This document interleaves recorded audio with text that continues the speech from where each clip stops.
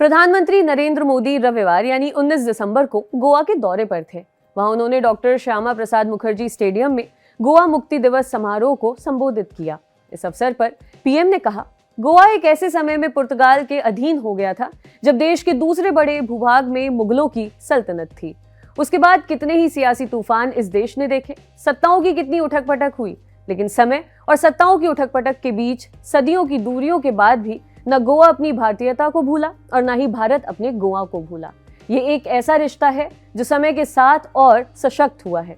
PM Modi के भाषण के इस अंश को पीएमओ ने भी ट्वीट किया है। इतिहास को लेकर पीएम मोदी के बयानों पर सवाल उठना नई बात नहीं है। इस बार भी ऐसा ही हुआ है। पीएम मोदी ने अपने भाषण में कहा कि गोवा ऐसे समय में पुर्तगाल के अधीन गया था जब देश के दूसरे बड़े भूभाग में मुगलों की सल्तनत थी। गोवा एक ऐसे समय में पुर्तगाल के अधीन गया था जब देश के दूसरे बड़े भूभाग में मुगलों की सल्तनत थी। उसके बाद कितने ही सियासी तूफान इस देश ने देखे, सत्ताओं की कितनी उठक पटक हुई, लेकिन समय और सत्ताओं की उठापटक के बीच सदियों की दूरियों के बाद भी न गोवा अपनी भारतीयता को भूला, न भारत अपने गोवा को कभी भूला।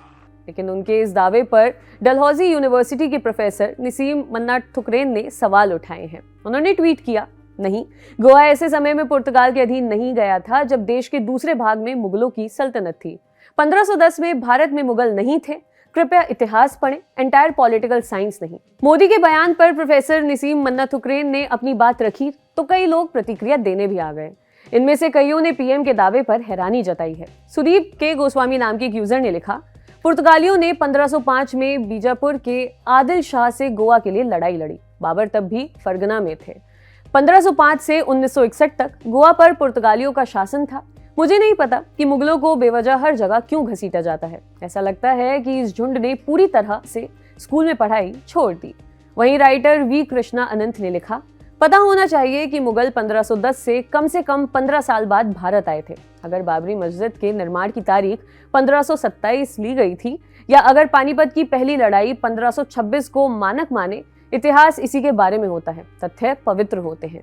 इतिहासकारों के मुताबिक 1526 में बाबर ने इब्राहिम लोदी को पानीपत की पहली लड़ाई में हराया था और मुगल सल्तनत की नींव रखी। इसी लड़ाई में बाबर ने जहां तोपों का इस्तेमाल किया, वहीं लोदी ने हथियारों की परंपरागत ताकत के दम पर जंग लड़ी। लेकिन बाबर की सेना लोदी की सेना पर भारी पड़ी। इस लड़ाई में लोदी मारा गया और भारत में मुगल साम्राज्य की नींव पड़ गई। जबकि गोवा में पुर्तगालियों ने 1510 से शासन करना शुरू कर दिया था। इसके 451 सालों बाद यानी 19 दिसंबर 1961 को गोवा को आजादी मिली।